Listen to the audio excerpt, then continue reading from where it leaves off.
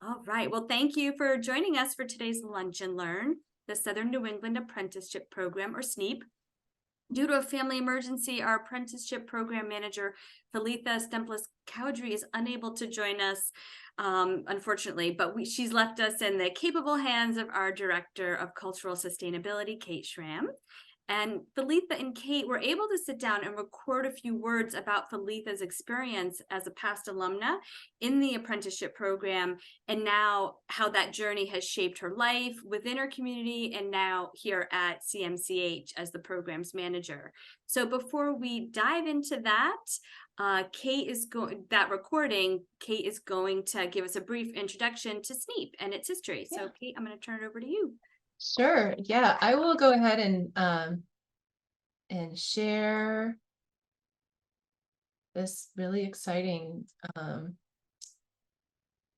audio visual presentation. Let's just call it. There we go. All right.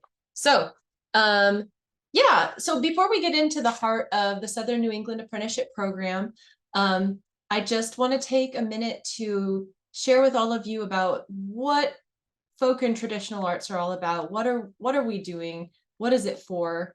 And apprenticeship programs like this one are not unique to the Connecticut Museum of Culture and History. There are apprenticeship programs like this all across the United States and many more worldwide, where a very skilled or talented mentor or master artist or artisan passes along their knowledge to an apprentice that they, in many cases, already have an established relationship with. Throughout the program period in SNEAP, which goes for 10 months, the mentor artist teaches their skills to the apprentice in order to sustain their cultures or occupations' living traditions. And folk and traditional arts cover a very wide range. It's a very big umbrella, including occupational, Francis is here, hooray. Occupational, community, ethnic practices, and so on. Some examples of apprenticeship teams that we've had over the last couple years. We have had an apprenticeship in timber framed barn building. We have had an apprenticeship in Irish uilleann pipes playing.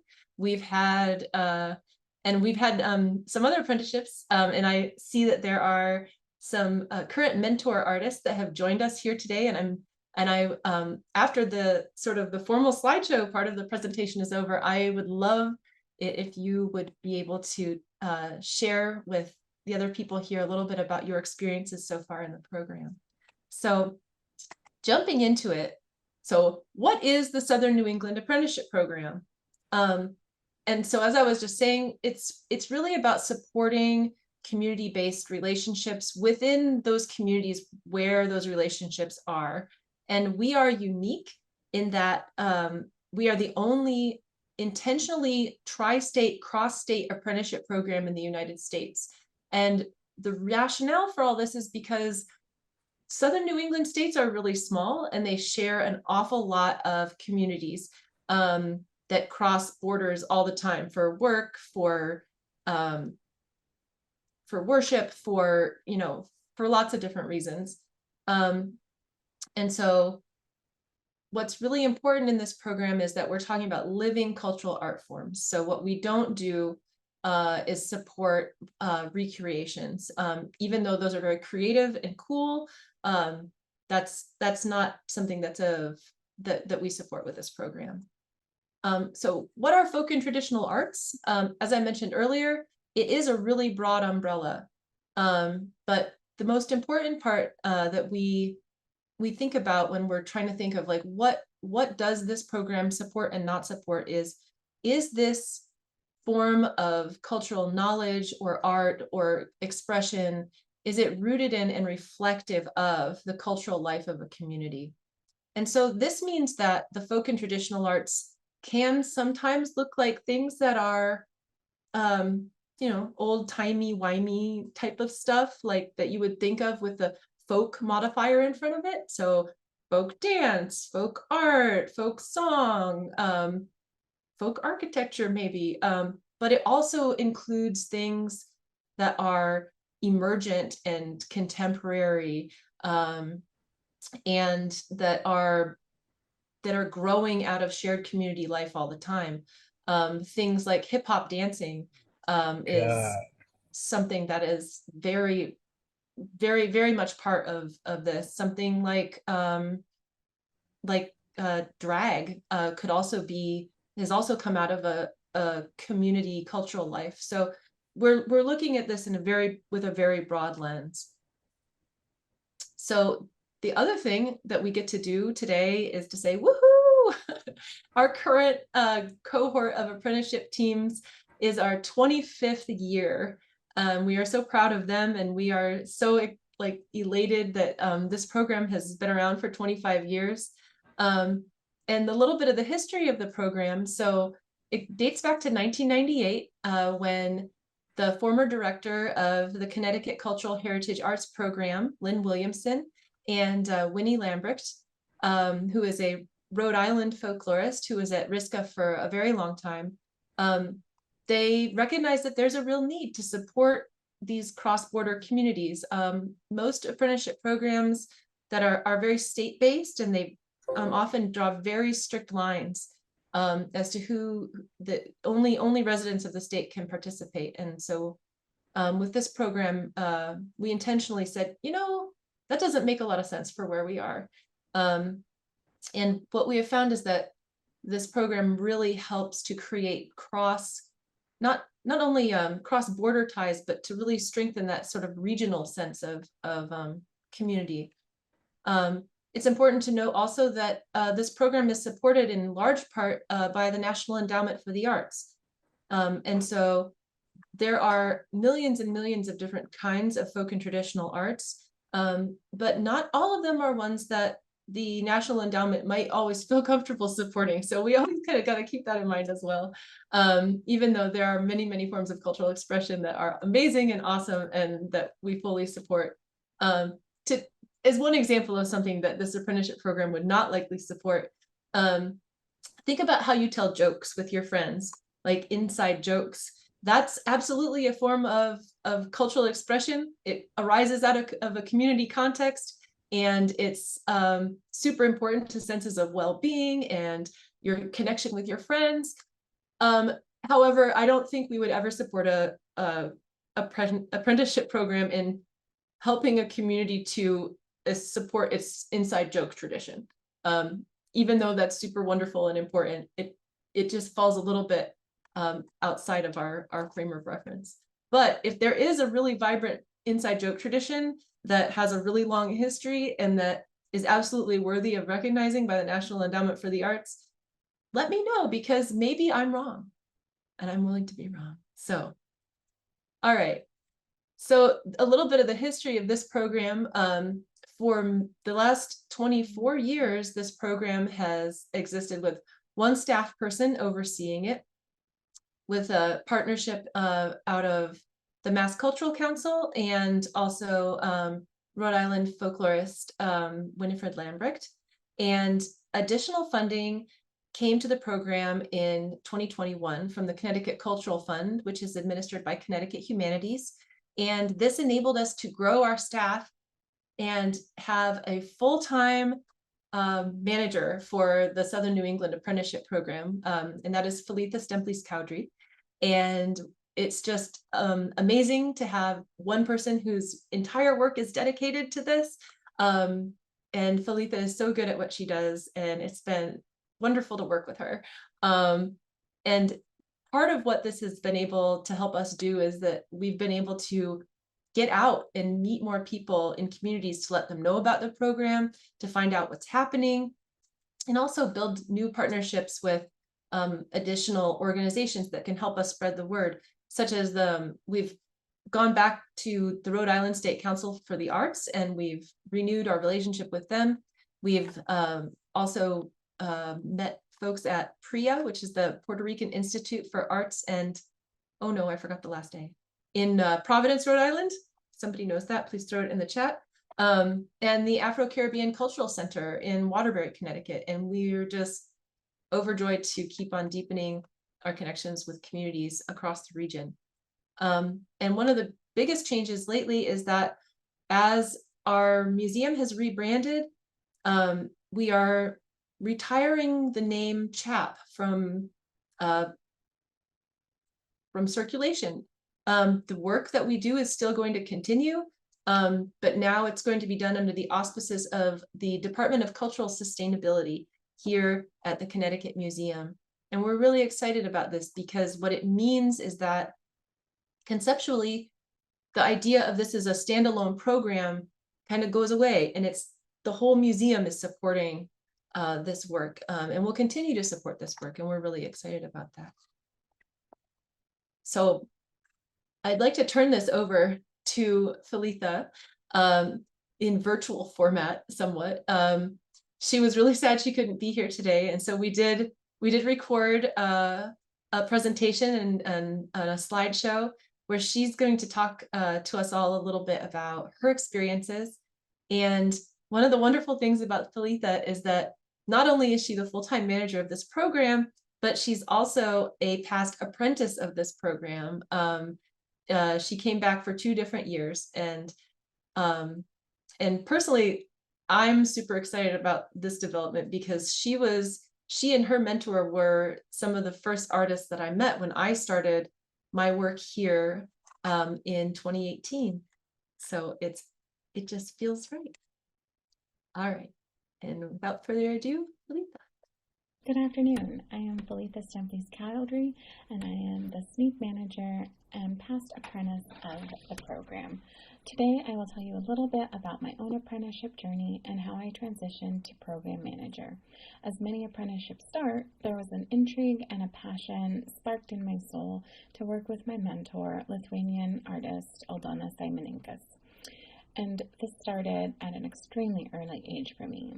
I have known my mentor since before I was born, as her and my father were friends shortly after both sought refuge here in America in the early 50s when Lithuania was being persecuted by the Russians. Growing up, I would often visit Aldona's home and see all the beautiful Lithuanian art pieces she would create, and thought to myself, wow, I would love to learn. As I grew older, I started learning, and around age 7, I made my first šaudinukas, or straw ornament, with her.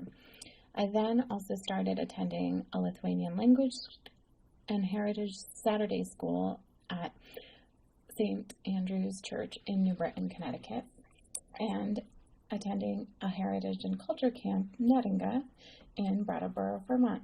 And for a short period of time, danced with the folk dance group Berželis in Hartford, Connecticut. I continued learning various Lithuanian folk art forms from Aldona, both at the Lithuanian school and camp, and also privately in her home.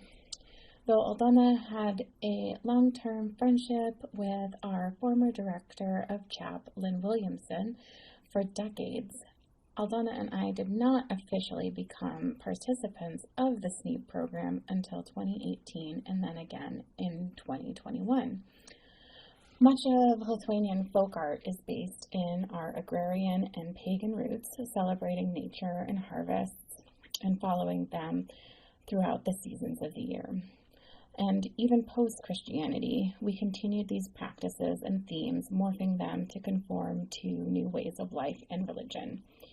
Lithuania's folk art medium primarily uses harvested grasses, herbs, flowers, and other plants and vegetables.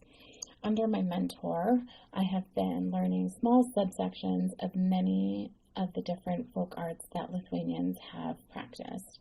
I have been concentrating on straw art, both 2- and 3-dimensionally. For this straw art, I have learned to cultivate, grow, and harvest the rye that is needed for the work. Once the straw is harvested, I clean and prepare each stalk of rye. No part of the rye goes to waste. The shaft of the straw is used for stringing the ornaments and mobiles, but to create 2-dimensional pieces, I soak, split, and iron the shafts into ribbons to create essentially straw paper. I also use the heads of rye in Lithuanian Easter palms that are wands of various harvested flowers and herbs originally used to welcome and call in the spring in hopes of this year's harvest being better than the last. From the heads of rye, I also thresh out the seeds and usually use those to replant, or if you gather enough seed, mill into rye flour for black bread.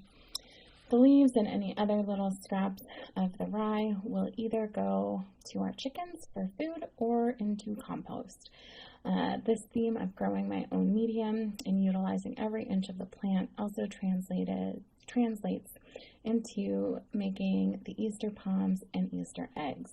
For the Easter eggs, you see I like to use natural dyes, mostly onion skins for the brown eggs, but then I like to experiment with beets, red cabbages, and blueberries to get the purple and red hues. Most of the eggs that I do I use an etching method, but at times I also use the dot and pull technique using beeswax from my own bees. Throughout the knowledge and skills that I have learned from Aldona, I have been able to pass these teachings on to both the Lithuanian communities and other communities. Since our first official apprenticeship year in 2018, I returned to the Lithuanian Heritage Camp in Brattleboro, Vermont, to start teaching straw art to teen and adult campers in the summer of 2019, and again in 2021, 22, and this summer to come. I have led adult classes at Davis Publication for their employees in Worcester, Mass, and the Lithuanian Club at Maironis Park in Shrewsbury, Massachusetts. I have also traveled to teach private lessons in Lancaster and Philadelphia, Pennsylvania, to a few Lithuanians that live there. And most recently, I taught traditional Lithuanian Easter palms at Nettinga's family camp last week in Brattleboro, Vermont. Coming up, I will be hosting a straw class for families here at CCHAP on Saturday, August 5th from 11 a.m. to 2 p.m. And early in 2022, while I was still in the apprenticeship program, I saw that CCHAP posted to hire a dedicated manager for the program. After reading the description and requirements, I immediately knew it was the perfect position for me, and it would be my opportunity to give back to the program that has created such a positive influence on me and my community's preservation of traditions. I wanted to support other artists, cultural bearers, and communities who share my passion and drive for sustaining all of our practices. It has been an amazing journey so far to be able to work with and develop relationship with our current artists, future participants, and to have a shared sense of purpose and pride with all that we do and create within our communities. In the following slides, we will share with you a few words and pictures from a couple of our most recent apprenticeship teams. Good afternoon. I am Felipe. So as Felipe was saying,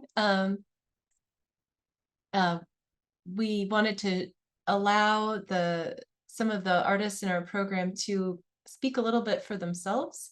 This is a little text heavy. I'm happy to read them out for anyone who might be primarily listening. I also am not seeing any, I see that there are chat messages, but I have not had the chance to see them because of the screen sharing thing. So if there are any questions, Jen, if you could just let me know, I'm happy to answer them as I go. So one of our apprenticeship teams this year is an Indian classical tabla. It is between Sandeep Das, who is based in the Boston area, and his apprentice Bailey O'Donnell, who is in Connecticut. It's a very unique apprenticeship for us because mentor and apprentice do come from different cultural backgrounds. However, Bailey has many, many years of dedication to this and has really shown her commitment to the cultural tradition. And thus says because my instrument comes from an oral tradition, the only way it will continue to live on is if we share it with others. Since Bailey comes from a different cultural background than me, it also creates a unique dynamic for the tradition as it continues. Since she is one of my advanced disciples, she teaches my younger students when I am out of town for concerts and has also started regularly teaching the beginners. In this way, her continuing to learn from me also directly benefits us. Oh, my phone is ringing. I can't do anything about it. And Bailey says the firsthand experience she has is an incredible way to learn, especially when everything is happening at the highest professional level. And beyond that, Guruji teaches music as a way of life, where everything you do shapes who you are as a musician, and even more importantly, as a person. That is such a beautiful philosophy and perspective. Learning in this tradition, the Guru Shishya Parampara, has changed and continues to change who I am. Another artist in the program this year is mentor Carlos Santiago Arroyo and his apprentices Amanda DeGrace and Kelly Garrett. This art form is a style of carving that originated in Puerto Rico. While the artwork started as religious iconography, they have become a cultural symbol of artisan culture and the story of craftspersonship. Maestro Carlos Santiago worked with 2023 apprentices, Amanda DeGrace and Kelly Garrett, to workshop techniques on sample wood and then design and carve a total of 3 saints made of basswood and tropical cedar. They've had one-on-one lessons over the duration of 6 months, as well as sessions open to the community and past apprentices. Amanda says, I do not consider myself an artist, but this apprenticeship has guided me to see creativity in a completely different way, and I have chosen to continue within a path of becoming an artisan and upholding my cultural heritage. Last year, we had a mentorship in Trinidadian steel pan with Providence-based mentor Jason Roseman and his apprentice Julie Searles and the Wheaton College Lyman Lions, which is the Wheaton College steel pan band, who are based in Massachusetts. And Jason says, and again, I'm very sorry for reading these out loud, but I understand that there are some people who may be listening with audio only, so I want to make sure that they get to enjoy this as well. And Jason says, my traditional art form is steel pan drumming. This entails playing music on musical steel pan drums, which are tuned percussion musical instruments categorized in the idiophone class of percussive musical instruments. It was created during the 1920s in the land of my birth, Trinidad and Tobago, by my grandfather and his generation during the 1920s, then further developed by my father and his generation during the 1930s. Steel band, the orchestra, is compiled of many steel pan drums played by people. These players of steel pans were initially called rags, rogues, and vagabonds. In more recent times, players of steel pan are called pan man, pan woman, steel pan players, steel band players, or panists. And Julie shares, there is no substitute for having an enculturated practitioner who has truly grown up with the tradition, present to teach the students directly. No middle human to get in the way of that experience. The steel band has become a dear ensemble for positive vibes at Wheaton, beloved by many students. Our success is in large part due to Jason, his expertise and generosity. And I believe this is the last one of the slides, but we've had 2 years of an apprenticeship in calligraphic illumination by mentor Debbie Relitz, who's based in Granby, Connecticut, and a number of apprentices. So illumination officially means the play of light on gold. In today's world, illumination refers to the elaborate letters, borders, and miniature creatures that accompany text, even if it is not in manuscript forms like historical examples. And Debbie shares that the greatest threat to keeping the art of illumination alive is the ease of digital communication. What we struggle with on a societal level is connection. And for me, hand-created art truly fosters connection. Hand-created art transfers energy and emotion in a way that digital communication cannot.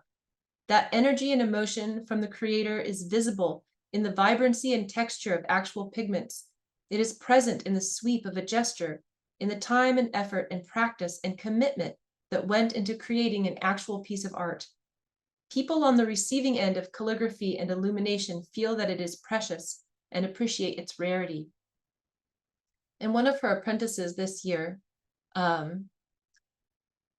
shares that I've used different kinds of paints over the years, but never thought about how they were made. By making my own paints from pigments, I gained an appreciation for artists and history and the extra steps they went through to make their art. So I'd like to stop screen sharing for a moment and return back to the friends that we have with us today. And Gurmeet and Francis, you are both current mentors in our program this year. Thank you for listening to me talk so long. Deeply appreciate everybody tolerating that. Gurmeet, would you take yourself off of mute? Would you be willing to share a little bit about what you've been doing this year with your apprenticeship team? Hi, my name is Gurmeet. I'm based in Clinton, Connecticut. So, you know, when I was a child, I grew up listening to Indian classical music that my dad, you know, played in the house because he was the head priest of the Sikh community in Chicago. So sure, you know, I moved to Connecticut about 20 years ago. And then over the years, I realized how much I missed that because we did not have that in Connecticut. You know, we don't have a large Sikh community. Even when we had it, it was very concentrated in certain parts of the area, certainly not in Clinton. Anyways, so we had to like drive an hour to be able to get to like our place of worship and do anything like that's community oriented. So that kind of inspired me after I had my two daughters, one right now who's going to college and one is going to high school. It was just automatic. Like, you know, like I would like my daughters to learn.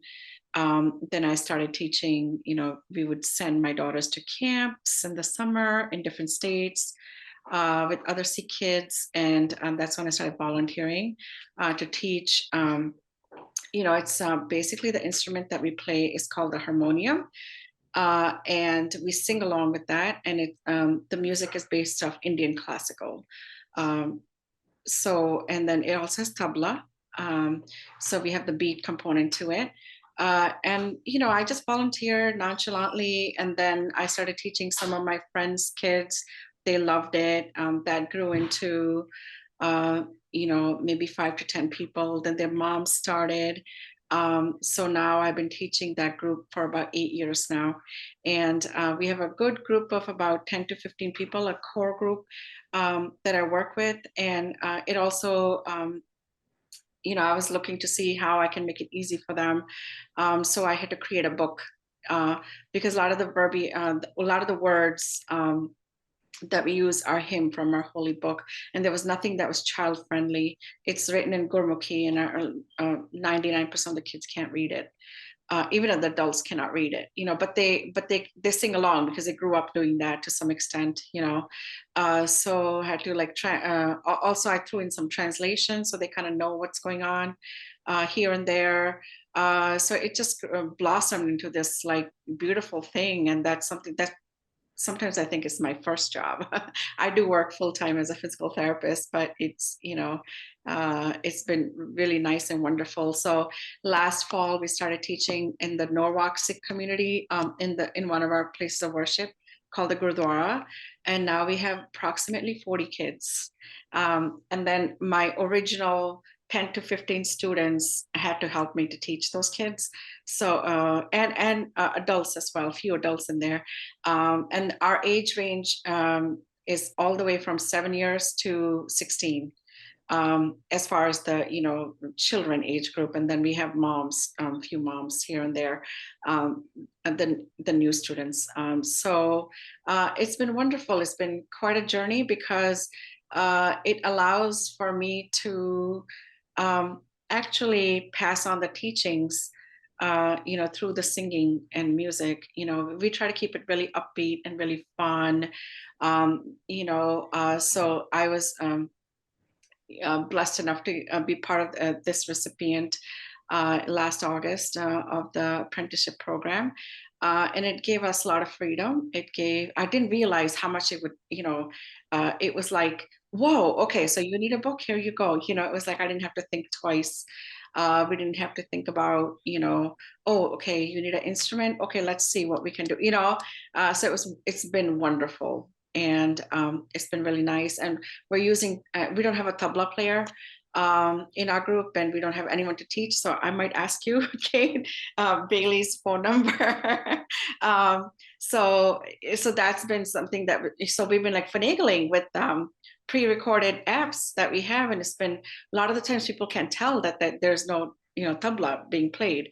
So then that component has been really nice. We were able to buy little like speakers that they can, sing along with. It's been wonderful. I think I'm going in circles, so it's great. It's great that Connecticut Museum of Culture and History can support us and provide. You don't think about these things, but it's been such a moral booster. It's something I do in my free time, and I volunteer, and I will drive an hour and a half, just because I feel like, if I can get one child on board, 2 students, 3 students, I can, I feel like once you start this track, you're on this for the rest of your life. And I'm like, this is life changing for them, so that's wonderful. So thank you so much for providing us this apprenticeship and allowing me to like take this to the next level. Thanks. Thank you. And I just want to, in the 25 years that this program has been going, we've had over 500 people, mentors and apprentices in the program. And yes, sometimes certain art forms cannot be taught one-on-one. And, we had several years that we supported an Albanian dance group, and you can't do a circle dance with one-on-one. It doesn't work. And you can't teach choral singing with one person. So sometimes it's the art form, the tradition that dictates the kind of teaching environment, even though in general the program does focus on that one-on-one relationship, but not all traditions, that's not the best thing for all traditions. And so we try and move to what's best for the tradition. So Frances, I would love to, will you please introduce yourself and tell us about what you've been up to? Can you hear me? Oh, what have I been up to? First of all, I'd like to say culture and history in the new name just says so much. It's so right. And, I can mark myself as a quasi marketing expert. So I think the new name just really says an awful lot. And I think it was a good move, and I like it. Just wanted to say that. I come out of the business environment, direct mail, data, everything that's been going on, and in the world of marketing services that you could printing, digital print, data, on and on and on and on. And I ran a business. I had a pretty large company, over 200 employees, and we became part of the correction in 2008 and 9. And after 21 successful years, we sadly ended up closing the business. Dabbled in a lot of art, really struggling with what now, because I was in my late 50s, and lifetime dream down the drain. Somebody was going to throw some glass in the dump, so I took it and I stuck it in the shed and didn't know what to do with it. Started making some wind chimes and things out of it, and I've always dabbled in lots of art, and it was just a way for me to move my brain from what was to what could be. And I ended up signing up for an adult ed class for stained glass, and they canceled the class because nobody else signed up.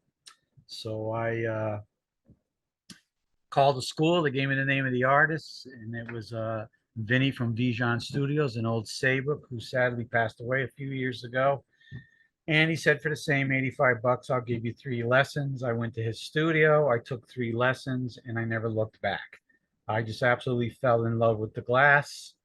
Uh, it wasn't long after that, a friend who owns a shop in Rhode Island put one of my pieces in there and it sold. And I said, ha, I'm a commercial artist, you know?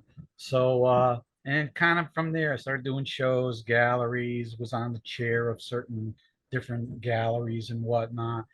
And the next natural step for me, because I've been teaching in a business environment my whole life, was to start teaching. So in the months of paying the bills with restoration and repairs, teaching became a revenue source, you know, but I love to teach and I have a lot of fun teaching. Uh, we actually just today counted, how many new students since we opened Glass Dance Studio in just over a year now. And with the studio has seen over 50 new students in stained glass. And the people at the cultural history. I forgot the first 2 words. It's totally fine. I didn't write it down like somebody else did. Oh, Connecticut Museum. Thank you. So,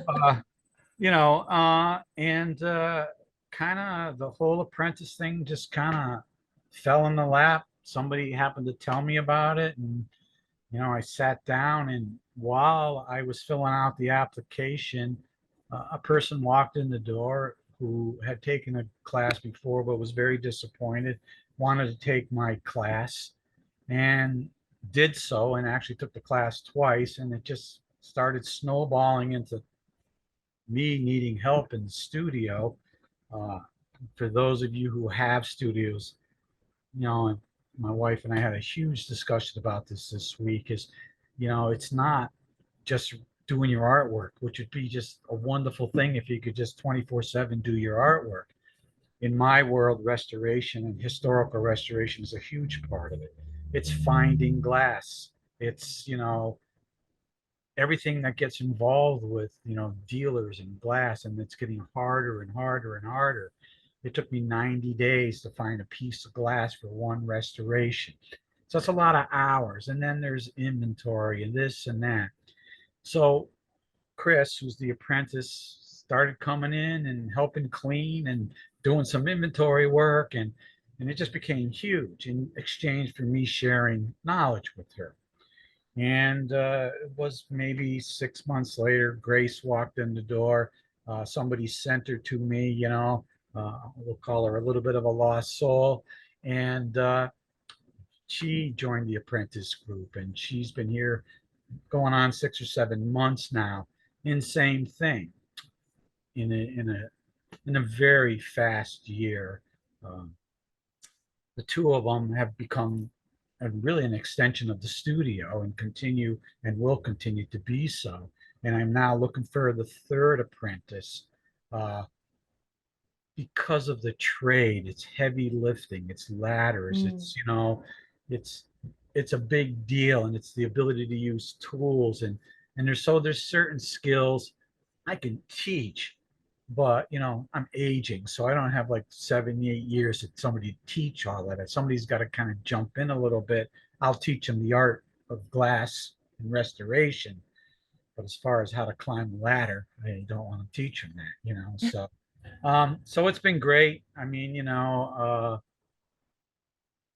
originally opened the studio with COVID and politics. I retired, and I kept going back and forth. Maybe I'm out of my mind. My hard drive is already full. I can't fit anything else in there. And, but I really wanted to have an island of where people can come, share, leave everything outside the door, laugh, have some fun, and learn the glass of art, and continue to do the glass of art. 98% of the people who do stained glass glasses do not continue. Wow. It's a huge number. It's a very difficult art, and I really felt it's because they don't have continued support with. They go home, they hit a wall, and they get frustrated, and they stop doing it. So I started doing open studio where they can come here, ask questions. And some of my students and one of the apprentices, Chris, has now built her own studio in her home. So huge progress there. And she's going to do her first show in September. And it's been not even 2 years, so, but that's really about it. The studio's become all of that, but it's paying bills too. So there's the business aspect of doing your art, and there's a lot of sacrifices you have to make as an artist, you know, to be able to sustain something like a studio. A lot of studios closing, economics, price of everything going on, aging. I mean, it just goes on and on and on.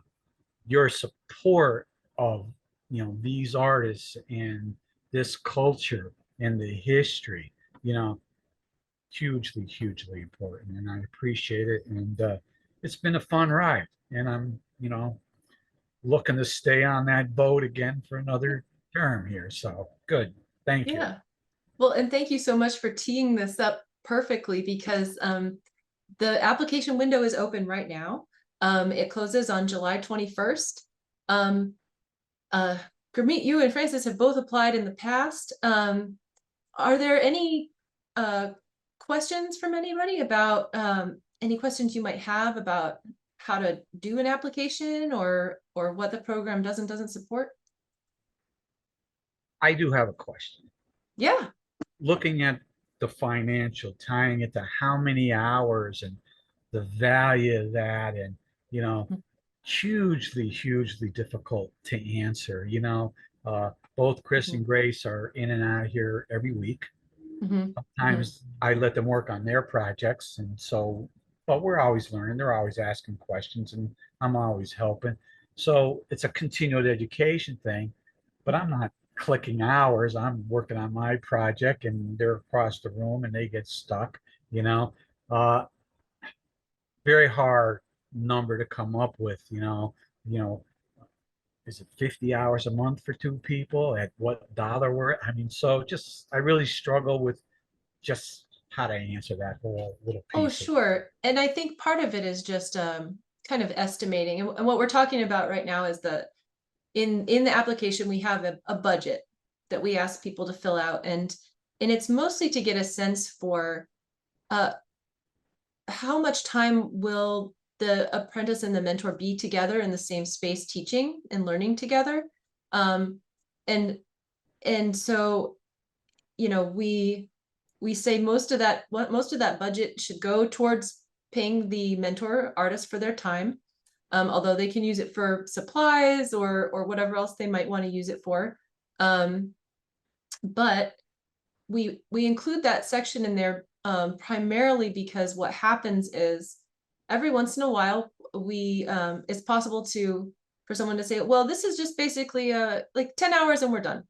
And I'm kind of like, well, if it's 10 hours and you're done, you're paying yourself how many hundreds of dollars an hour? Like, let's rethink that and think about that. And so we're looking for balance. We don't want our mentor artists to undervalue their time. And we also recognize that the amount of the award is it's never going to be enough for valuing our mentors and their knowledge at what we wish we could pay them.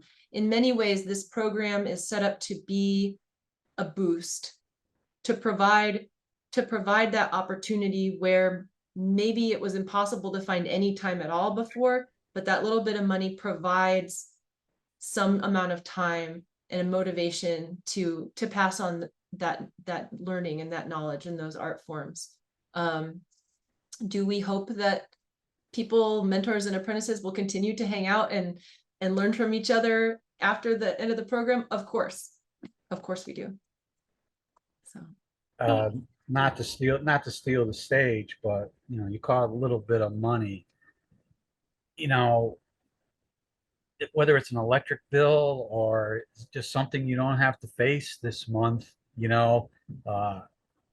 everybody knows, and the price of everything going up, if that little bit of money covers the cost of everything going up, in a 6-month period, that's a big deal.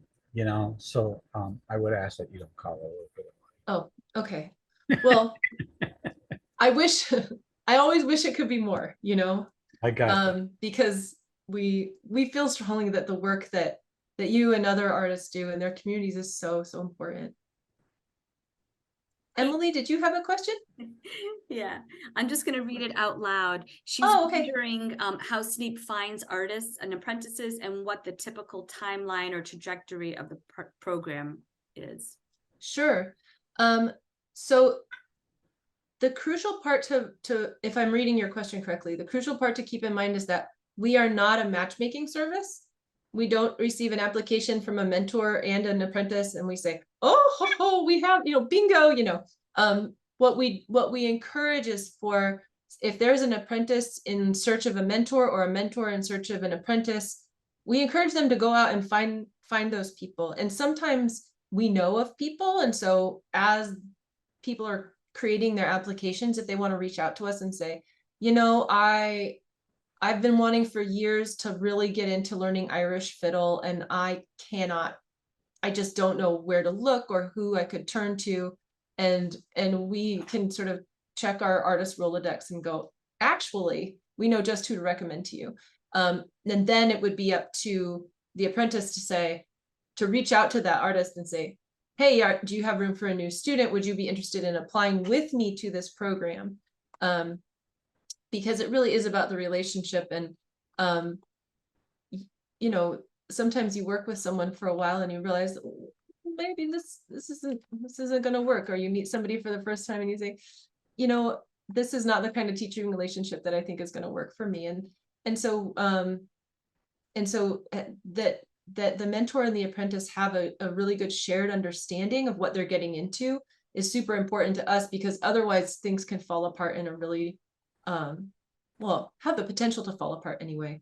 And so, but in terms of finding, and then in terms of getting knowledgeable about who is out there in the world that we can potentially provide a recommendation to, or recommend that they apply to the program, we do field work. We go out, we go to community events, we go to art shows, we go to, you know, festivals, and we see who's there. We get to know different areas and different cultural groups and organizations and the artists that live in those communities. And we say, hey, you know, we have this program, do you want to apply? And so then they reach out to their networks and figure out, you know, who they might want to come in with. And so the program officially begins, moving to the timeline part of your question, in September. And then that the program duration goes until June 30th of this following year. However, it's completely up to the mentor and the apprentice how long, where, when they meet.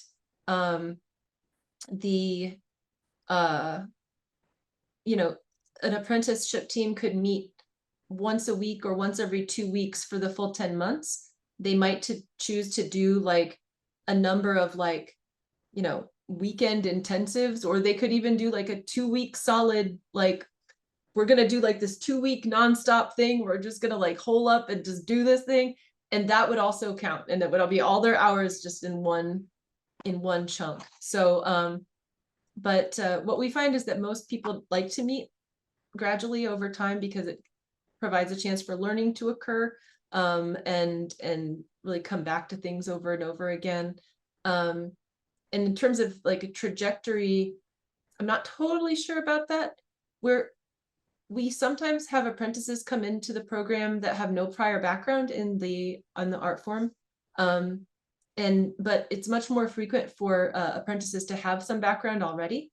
And then in that more intensive one-on-one learning, then they're going to really have the skills and the tools they need to improve quite a lot in that time period. Does that answer your question?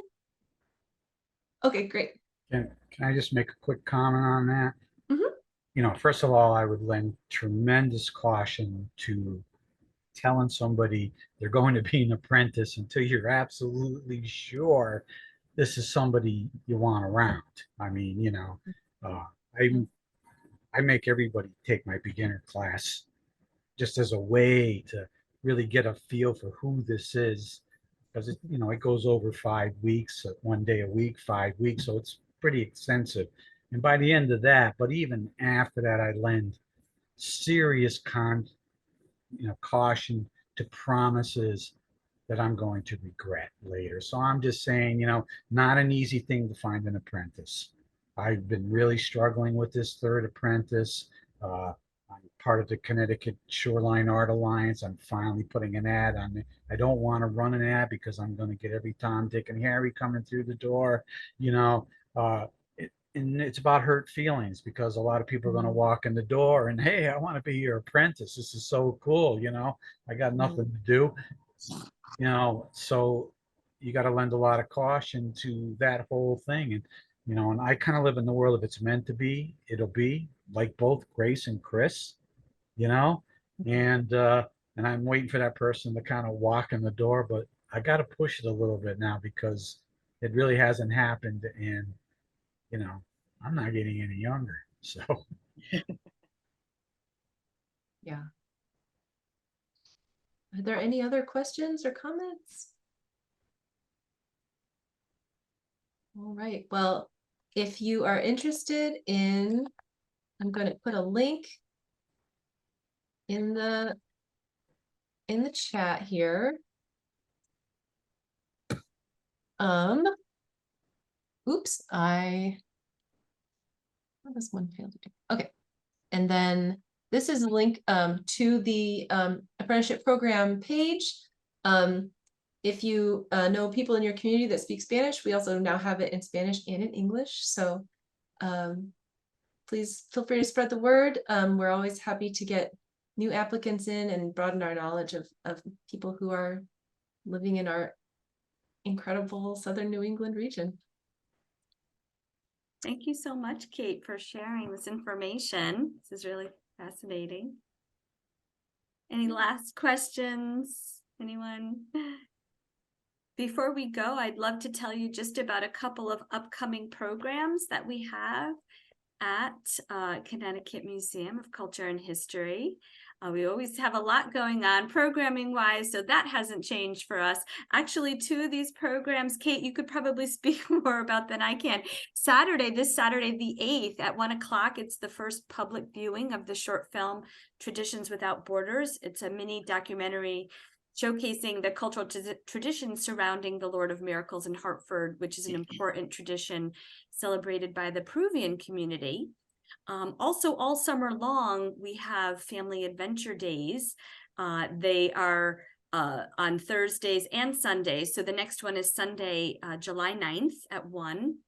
It is included with museum admission, and these are drop-in programs, so there's no registration necessary, and they surround a theme, and there's crafts, activities, and games for children of all weeks. So there's a new theme each week, and based on Connecticut history and objects from our collection.